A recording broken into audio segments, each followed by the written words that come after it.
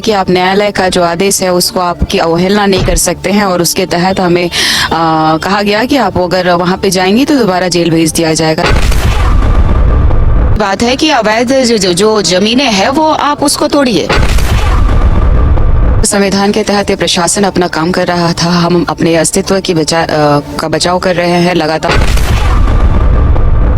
संविधान के तहत ये प्रशासन अपना काम कर रहा था, हम अपने अस्तित्व की बचाव कर रहे हैं लगातार। आदिवासी सरकार में आदिवासियों का जो जल जंगल जमीन के साथ साथ आज घर भी तोड़ा जा रहा है, जबकि वो रैयत प्लॉट है वो नगर पालिका के अंतर्गत अपना हर वो टैक्सेस देते हैं और अपना रसीद भी कटवाए हुए हैं। तो इसी तर्ज पे हम केंद्रीय सरना समिति की तरफ से आज हम लोगों का था कि हमारे समाज के लोगों को जो कष्ट है दूर करना था।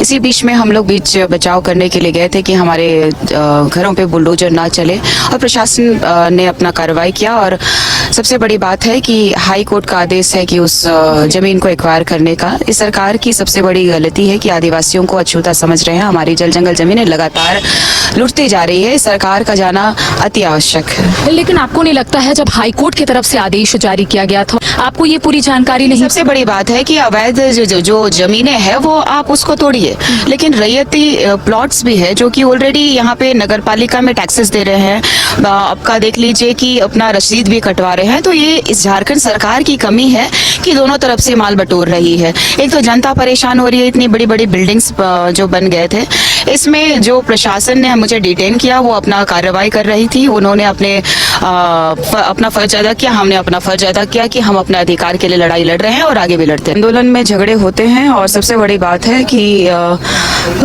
दोनों तरफ से जो झड़प हुआ है वो आप लोगों को सब पता है। और मुझे लगता है कि इसका हम लोग कई तरह से सोच समझ करके आगे का कार्य करेंगे। और मुझे बहुत खेद है, मुझे बहुत दुख है कि एक मैं आदिवासी बेटी हूं और लगातार संघर्ष कर रही हूं, और इस झारखंड राज्य में आदिवासी बेटा होने के बावजूद आदिवासियों का लगातार हनन हो रहा है। काफी निंदनीय है, दुखद घटना। क्या है निशा जी?